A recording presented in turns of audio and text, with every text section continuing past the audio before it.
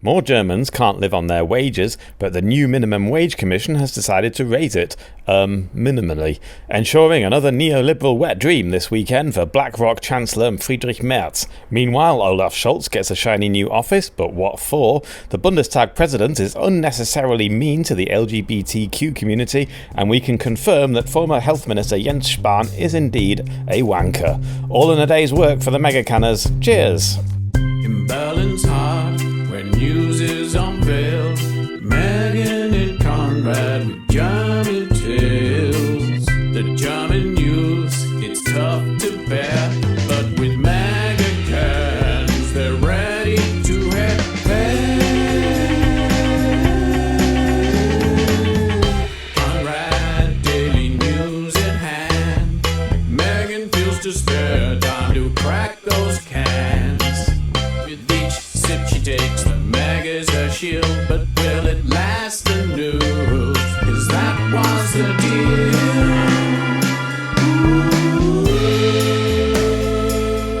Hello everyone, it's time for another episode of Megan's Megacan. I'm Megan, I'm here in Berlin with Konrad Werner.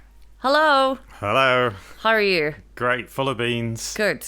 It's not quite our usual Friday, No. which means we won't be drinking any alcohol. So if I start drinking on a Thursday, that's really it. But it's not the Tuesday or whatever at which we previously It gets messy. recorded. Because you got a whole another day of your week to go. Yeah. So have I suppose. If we survive the apocalyptic storm, which seems to be Yeah. rolling in. I arrived in blazing sunshine and it was very hot, and now we're sort of nervously watching the tree outside your apartment. Yeah, I hope it doesn't crack during the recording, although that would be dramatic. That would be dramatic, but let's hope not. Would you like a cool? It's still very sticky though. So would you like a cooling alcohol-free beer? Yes, please. Why don't you open it yourself and send it me? We have today the Störtebeker Atlantic Ale, one of the top alcohol-free beers. There are a lot of good options. It's a big growing market. Well, kids these days are really healthy. Have you noticed? Yeah. Being Apart from their constant vaping. apart from that, but that kids these days they treat their bodies much better than our generation. Yeah. I will say though, oh, there's the rain. Coming Good down Lord. now. I always think it's never going to come. It can't be possible. And then it does. Coming down diagonally. All right. Cheers. Cheers. Here's to the rain. That's very delicious. Yeah, and it's good because it's kind of a nautical type beer, Yeah. and it is storming like It on the, does look like on the North Atlantic out there. It's like those videos that you see on social media of like the sea shanties, and they're playing these ominous sea shanties and then these big ships in the North Sea. It's terrifying, but also Terrifying. cool. So anyway, Speaking of terrifying, what's in the news, Conrad?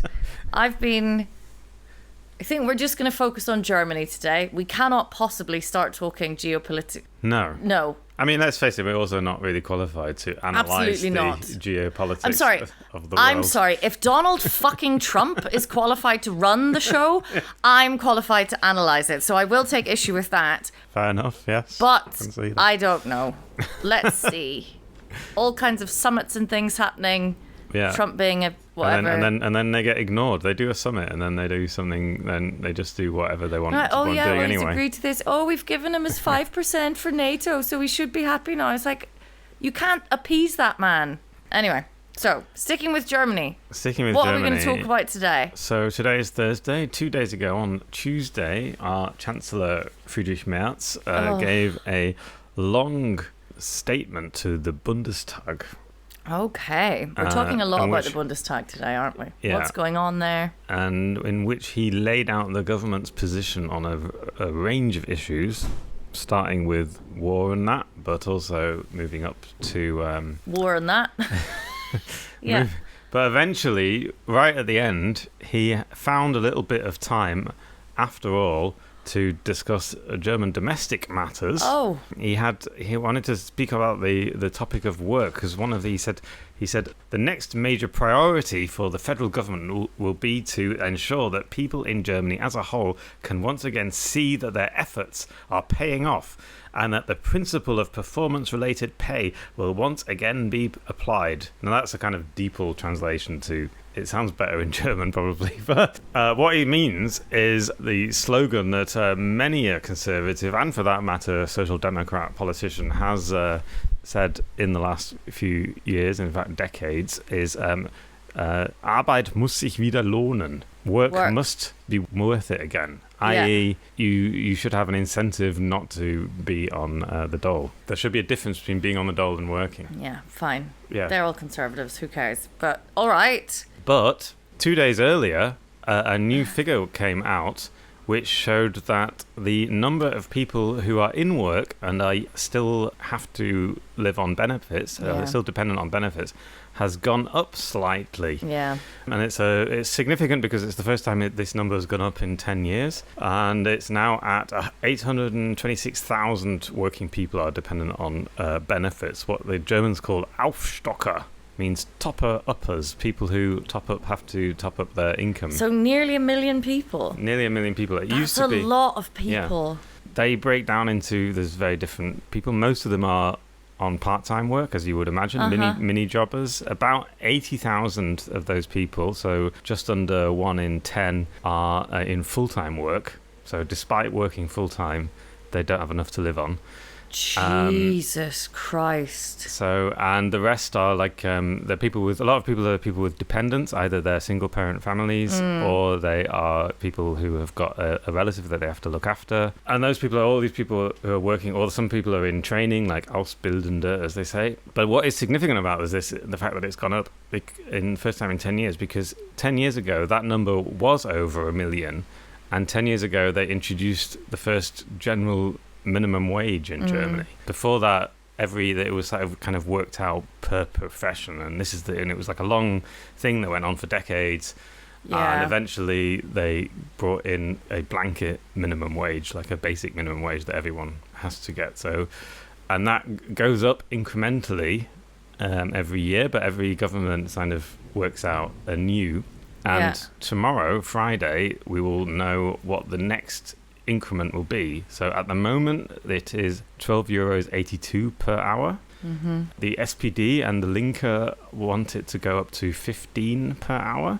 Yeah. We will have to see what comes out. What is quite interesting is that in 2022, when the last government came to power, it jumped up from under €10 an hour to 12. It was 2 years ago, it was €12, and that was seen as a good thing, and that was seen as that was seen as commensurate with the cost of living at the time. That was 2 years ago. But in the meantime, it's only risen by 41 cents each year, and now we have this new figure saying that more and more people who are in work are still dependent on benefits. So it's like so that's kind of where we are with that now. Because presumably it doesn't go up. I can't do that math in my head. But it's not rising in line with how the cost of living is just... Well, no. Especially in the last 2 years since the Ukraine war began, as you're probably aware, there's been a lot of inflation. There's also been the cost of food, and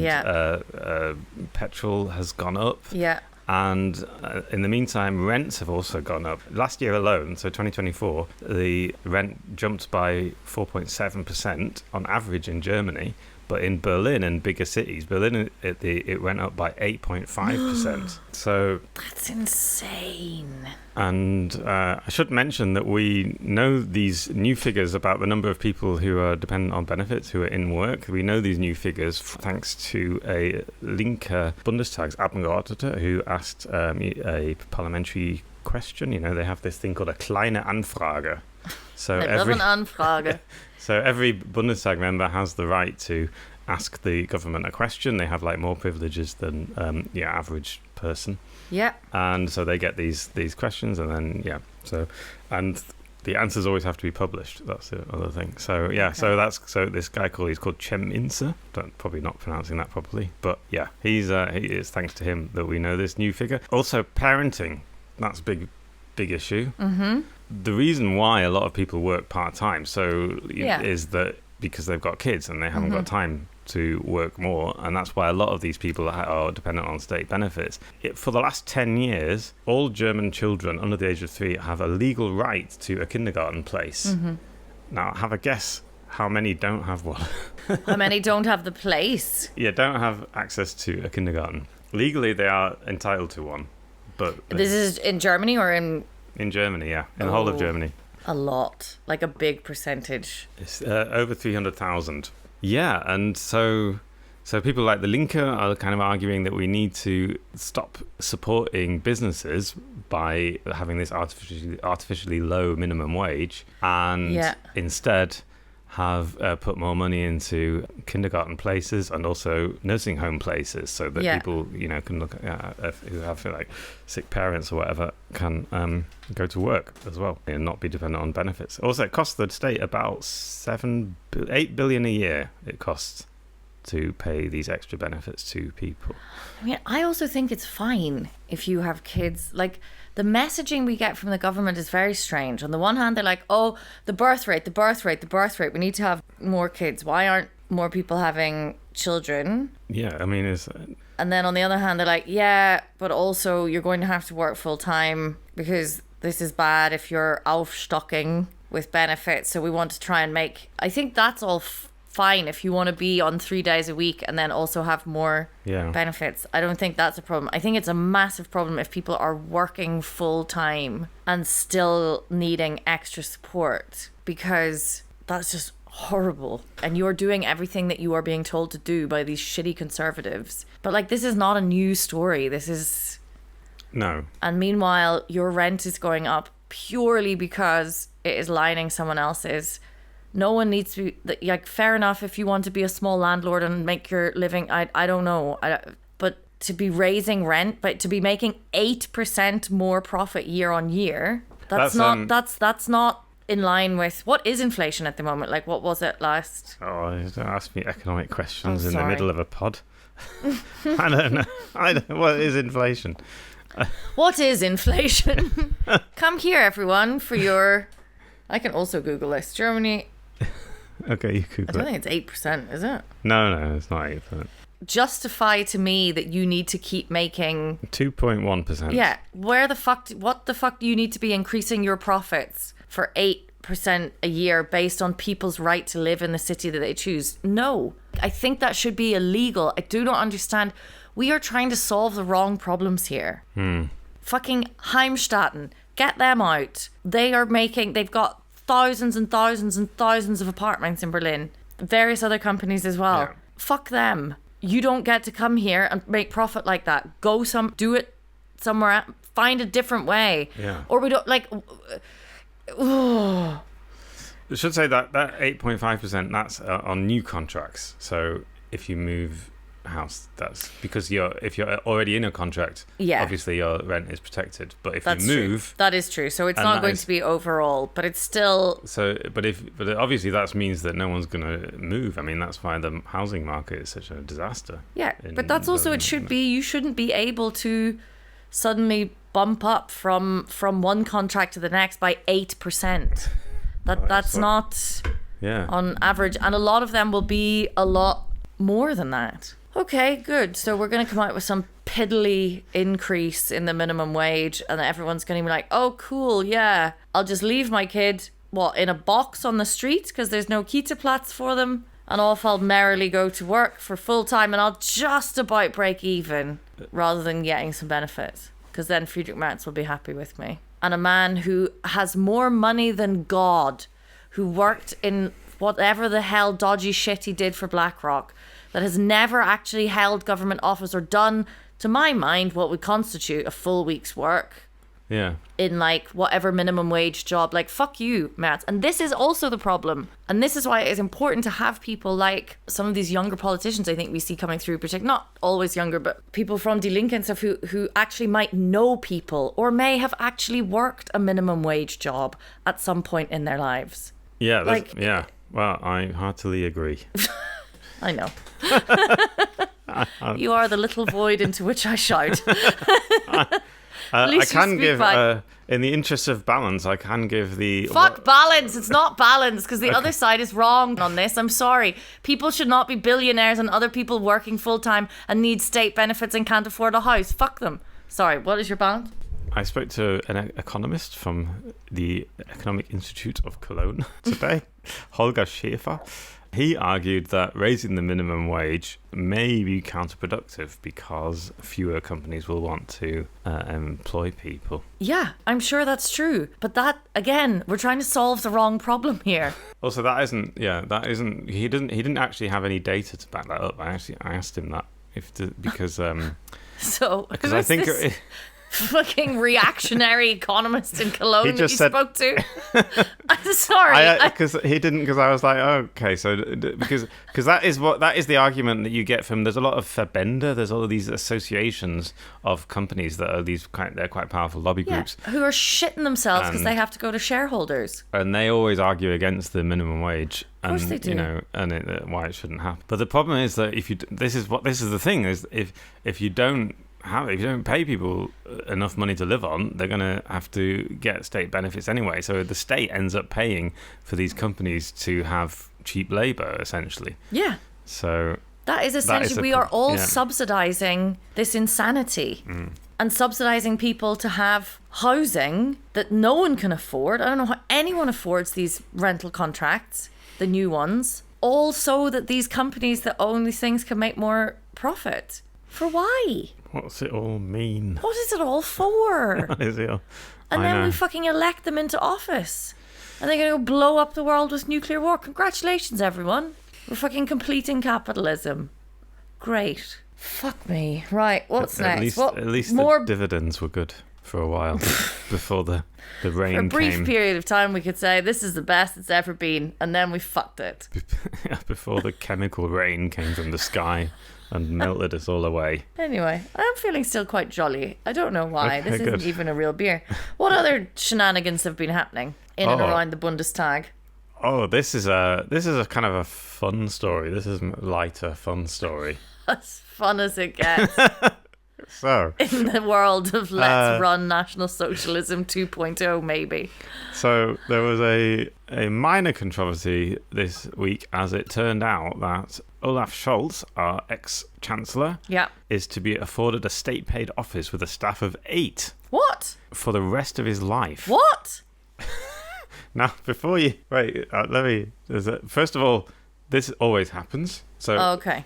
chancellors and presidents of Germany always get a staff, because the argument being, they are never really private citizens. They have to be available. Fair enough. For interviews, for the following government to ask them questions, for their contacts, stuff like that, advice. That sometimes happens. That's the kind of argument for it. Angela Merkel had a staff of 9, so one more than Scholz. And Gerhard Schröder, her predecessor, had a staff of 7, although he lost his office because he was too much friends with Vladimir Putin.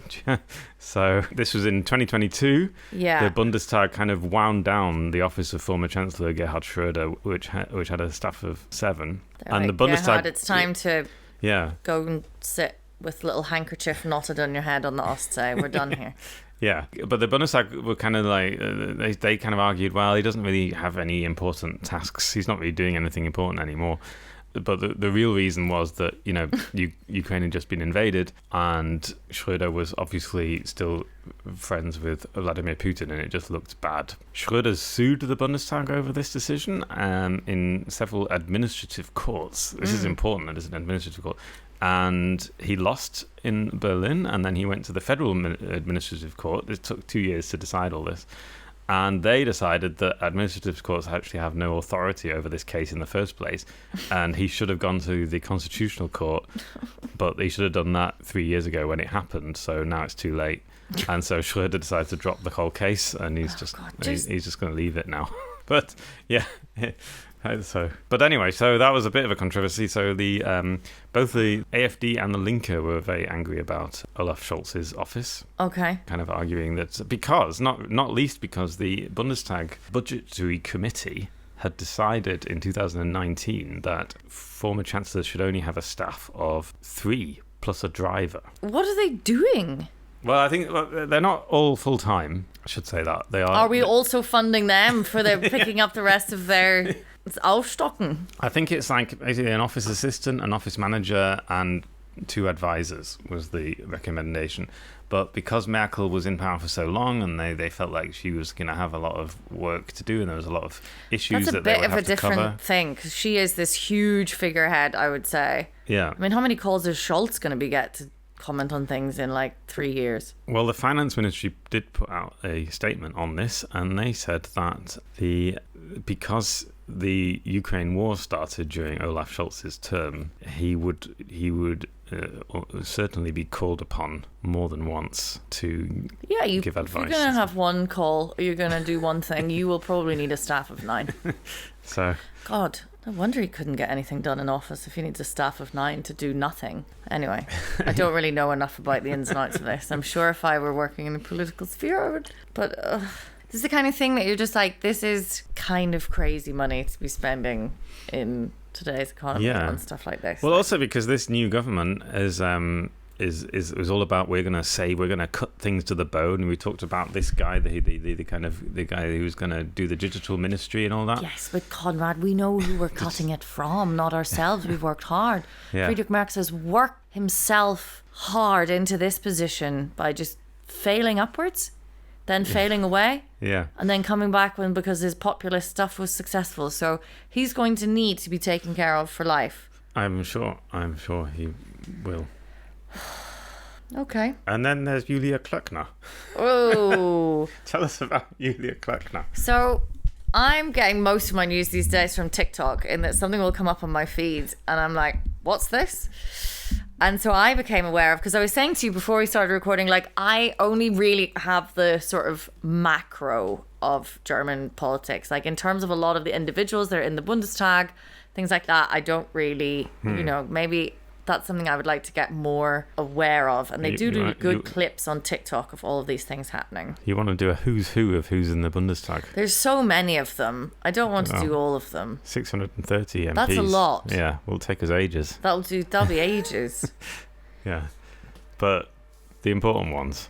So Julia Klöckner is the Speaker of the House, essentially. But it's called the Bundestag President. Yeah. Presidentin. So, which means that she has to organise the debates. And she has to make sure that the rules are all followed, that everyone sticks to their time, and she also is in charge of all the rules to do with the Bundestag altogether. So, what the Bundestag pays for, who gets which office, all that stuff. That's all part of her remit. Yeah, and she is CDU, and seems like the stuff of nightmares.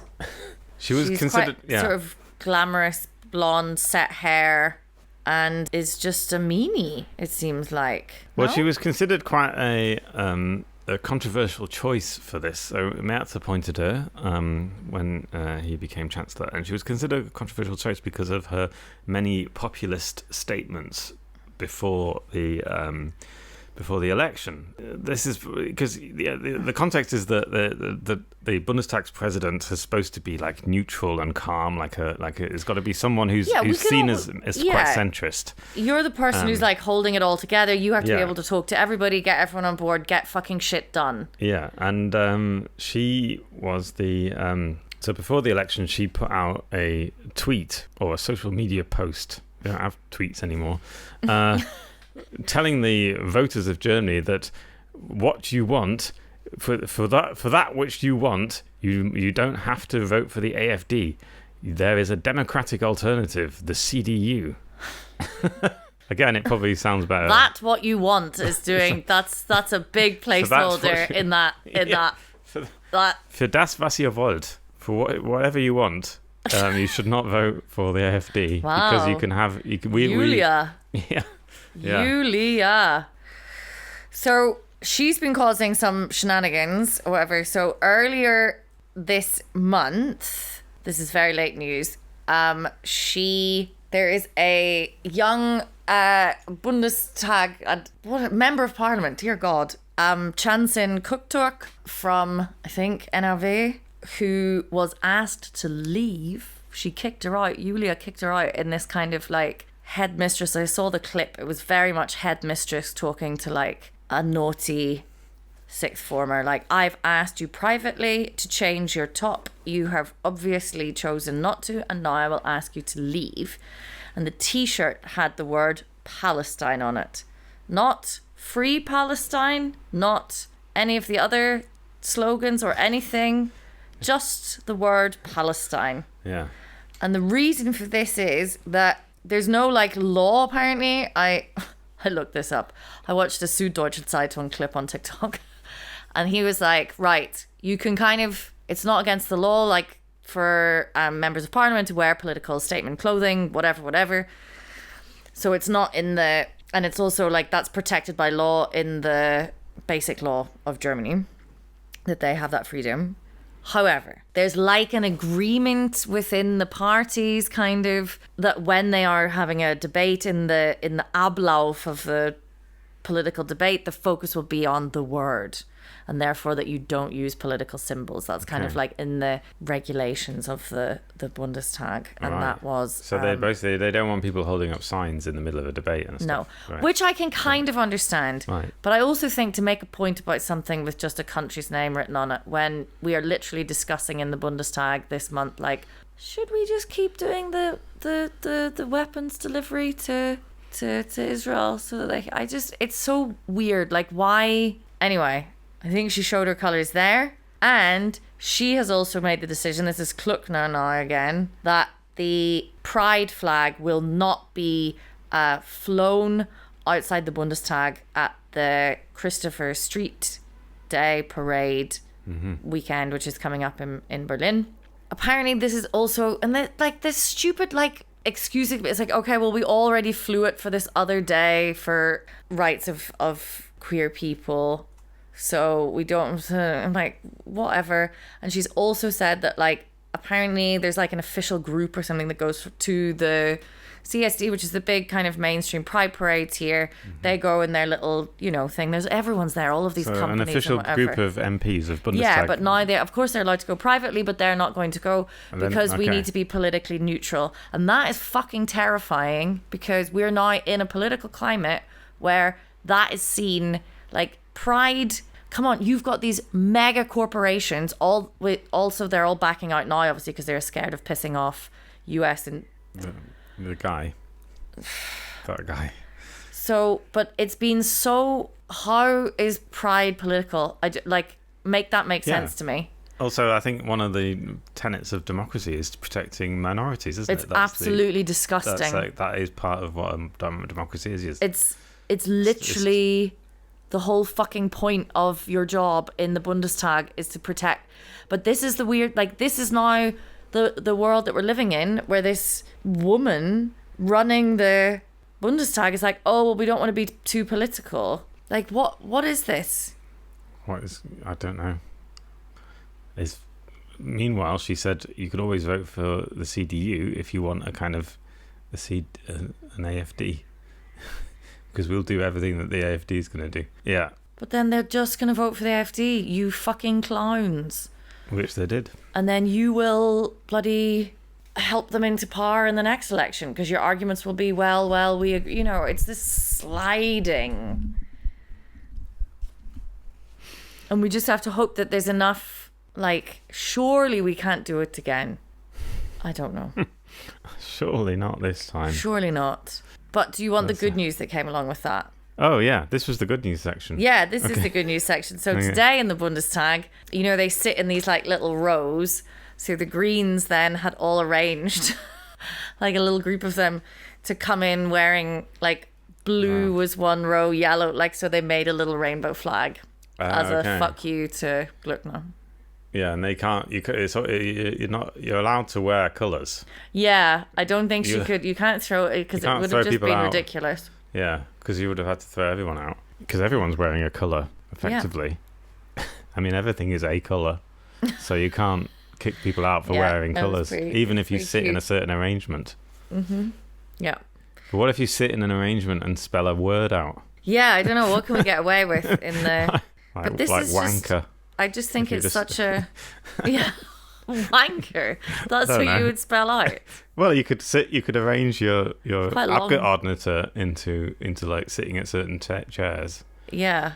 And then they would just like You spell need out. everyone else to wear a certain colour as well. It would take some... Yeah. And then the speaker would like say some of you've got to move to make the word, to fuck up the word, whatever. Yeah. Like you could turn the W into an O or something. Anyway, it doesn't matter. Yeah. I don't know where I was going with that, but yeah. But yeah, How does that work? That was something cute that I saw today and made me think, like, okay, all right, we're not all... Yeah, there's hope yet. There's hope yet. You know, we've faced dark times before. Okay, well, anyway, I've got one more thing to say. Oh! We had, do you remember Jens Spahn? Oh, no, I thought do you have another good news segment to come after this? Or is this good news? No, there's not really good news. It's Right. annoying news. Okay, what's up with Jensi? So Jens Spahn, you remember, he was health minister during I COVID. fucking remember. Yeah. Burned into my consciousness. And he is a new position. He is now the leader of the CDU's parliamentary department. So he doesn't have a ministerial post, but he has another important post, which is head of the Fraktion, the parliamentary group, the CDU parliamentary group, which is quite an important role because you basically decide which way your group votes and everything. It's a very powerful role. Usually, under Merkel, for example, the Chancellor was also the leader of the parliamentary group. And for some reason, Merz decided to give Spahn this job, which is interesting because if anyone, Spahn is the kind of person who would like try to use that position to get ahead. Anyway, that isn't really what I wanted to talk about. Okay. What I wanted to talk about was that he is under quite a lot of suspicion at the moment because of when he was health minister, his job was to order masks. Yeah, I remember this. Billions of masks, and not only did he order them from he ended up ordering them from a company that was basically in his constituency or near his constituency, and they weren't very good at it. They were like a tiny company, and the recommendation from all the authorities, from the rest of the government, was, you should use like one of the big Deutsche Bahn Schenker logistics companies to ship all these masks and whatever. And he used this other, and then not only that, he paid massively over the odds for these masks. And, interesting. And far too many. He ordered far too many and paid over the odds. And now this report is supposed to be coming out, except it's not come out. And the Bundestag and the Bundesregierung, the government, is apparently not keen on revealing what is in this report, and it's a bit controversial. Again, how is any of this legal? Yeah. How are these people not in jail? Yeah, Seriously. I know. You can get deported by going and showing solidarity for a people who are being bombed from the skies relentlessly. Yeah. But you can also then profit off thing, and you don't even have to publish the report. No. Yeah. And then there was a really funny interview that Jens Spahn gave when he was asked about this, and he said that I haven't read the report, but I know what's in it, and everything that's in it is in. I've already commented on everything that is in it in my book, but it's not really clear if he hasn't read it. How does he know book, what? Mate, we already bought whatever fucking backhander that was paid with taxpayers' money to. Yeah. And he said, I am in favour of publishing this report, but but it's not up to me, He was like saying like that. Wind your neck in, Jens, you dose. Yeah. Oh, God. It's all really dodgy. Yeah. It's also kind of a bit dodgy with the Ursula von der Leyen in the EU is also in a bit of hot water over she ordered way too many vaccines. Do you remember about this? This is also like a kind of thing that's rolling, and she's lost all her WhatsApp messages. Oh, that's the other thing. Spahn didn't use his official email address to order these masks. He used WhatsApp. What? And so they're not. So they're not recorded. Like a lot of, he's just lost all these WhatsApp messages where he ordered these masks. He ordered these masks over WhatsApp. On unofficial, yeah. He used amongst other things. Yeah, but he didn't use his official health ministry email account apparently, and it's all a bit like, well, what's all that about? Yes. How does this work this way? How?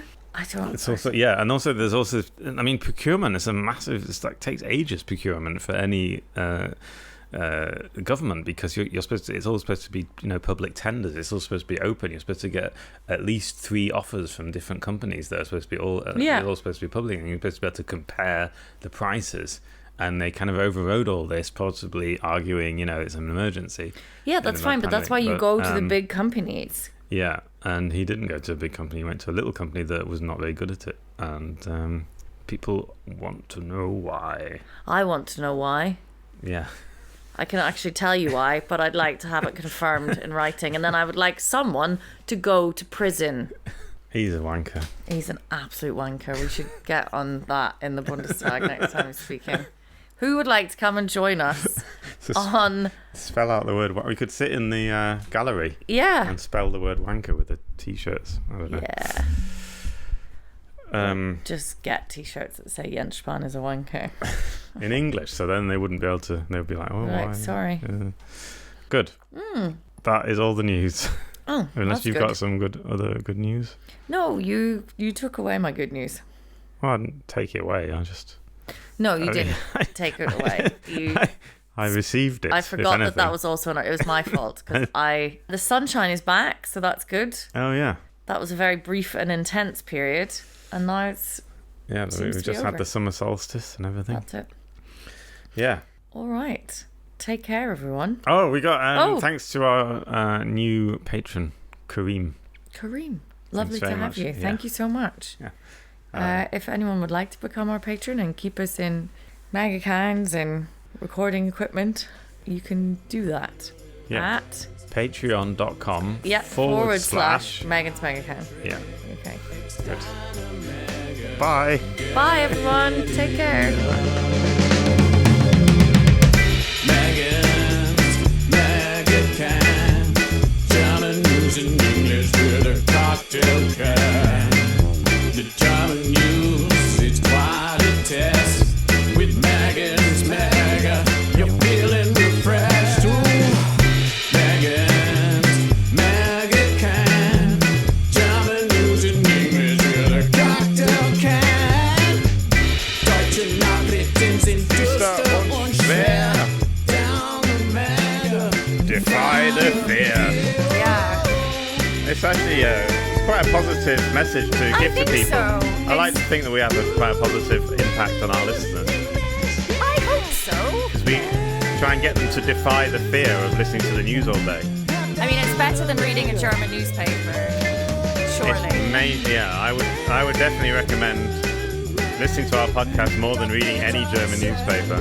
German newspapers barely have pictures. Like fucking, it's just a brick of text. Oh yes, and they seem to make a virtue of it. They think it's like so great to have no text. Not like you Americans with your fucking colour pictures, decadent pictures in your newspapers. Yeah, What's that? A crossword puzzle? Oh, no wonder you had Trump. Jesus Christ, everyone! Like, there's a middle ground. You have to concentrate on the news. It's very important, and you have to keep it there. Just have a mega. Have a mega. Give us a picture every now and then. Just a wee picture, maybe of, a diagram.